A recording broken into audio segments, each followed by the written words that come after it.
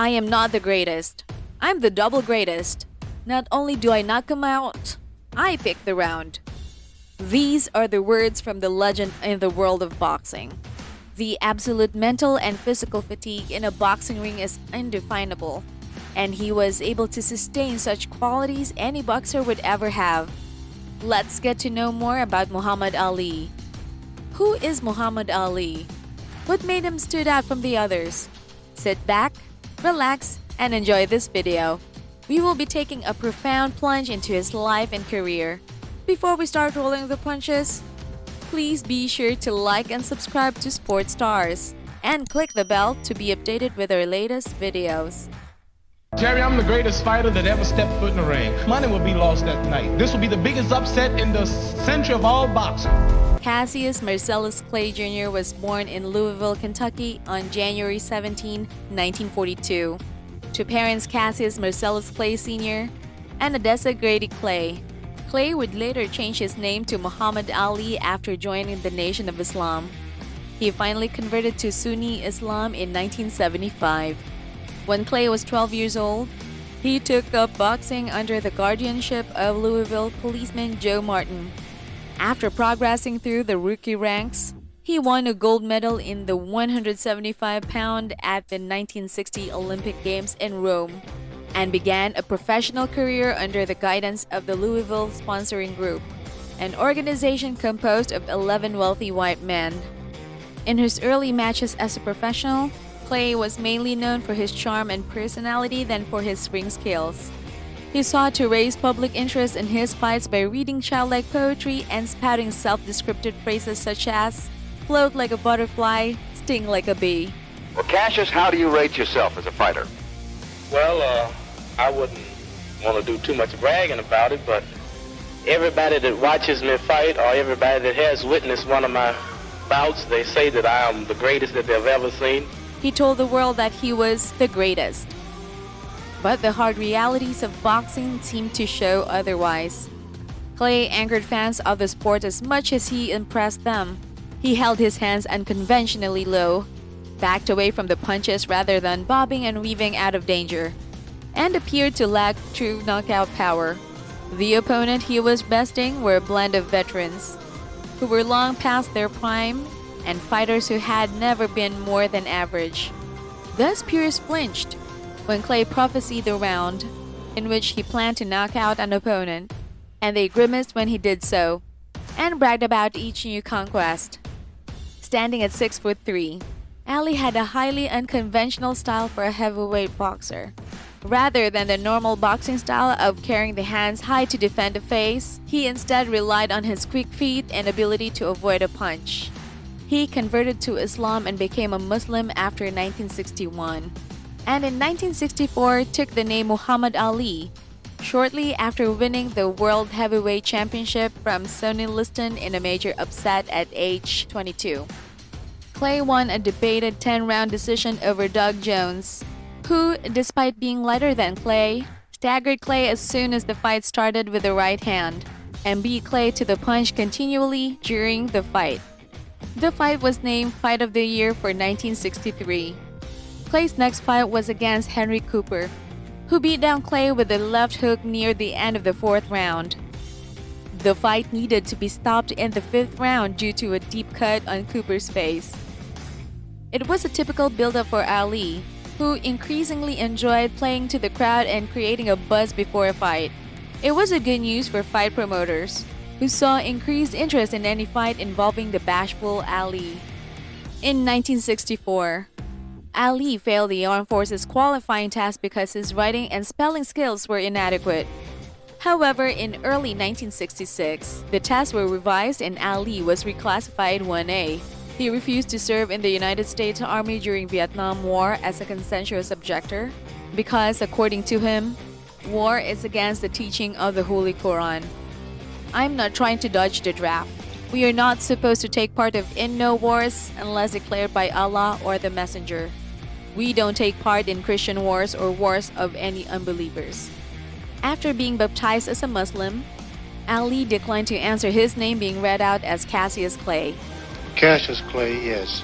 Why you want to say Cassius Clay when Howard Cosell and everybody is calling you Muhammad Ali? Then why you got to be the one of all people whose color to keep saying Cassius Clay? Why don't you call me my name, man?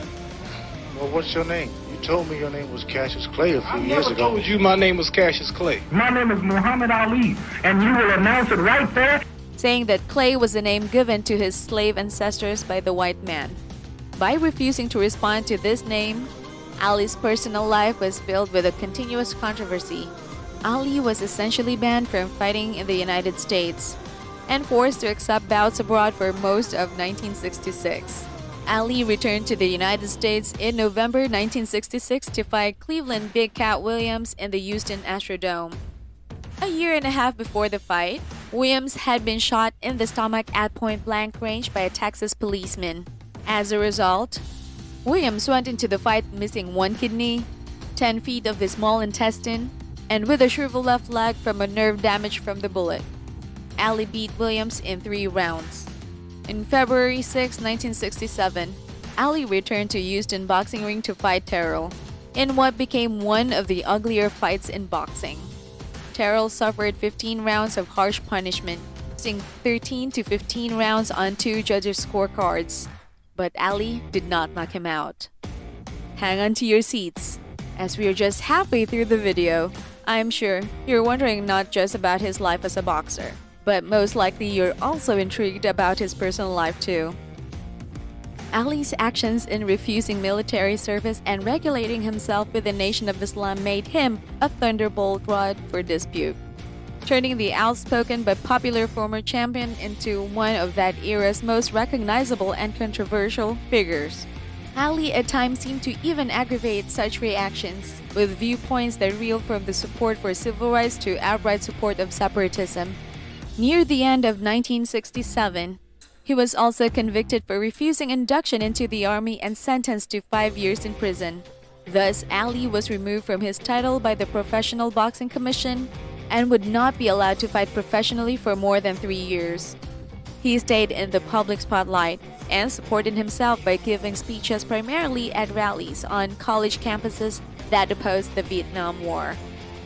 In 1970, Ali was allowed to fight again, and in the late 1971, the Supreme Court nullified his conviction.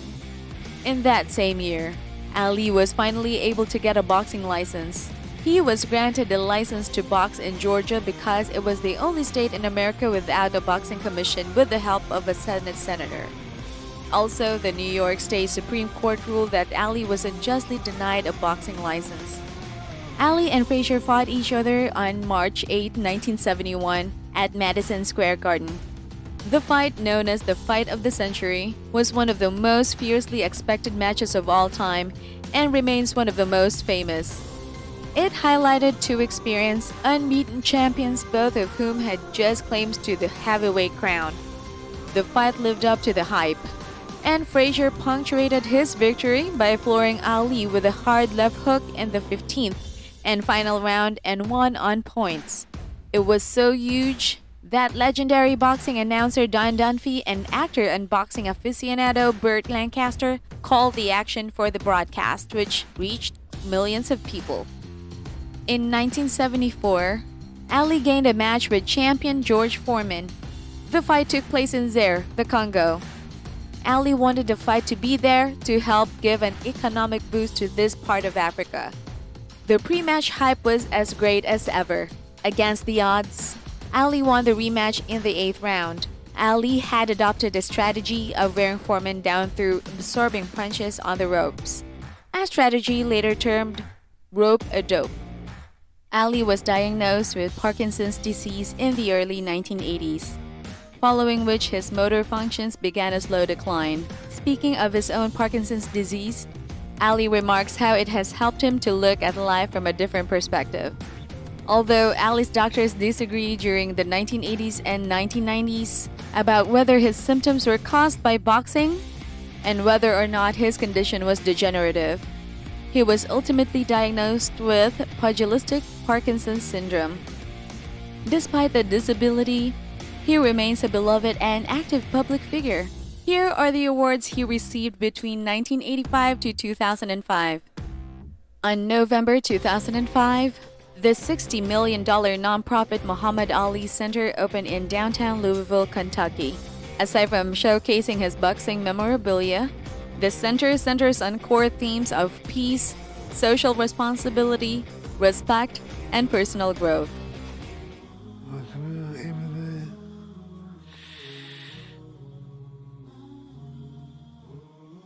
Allah,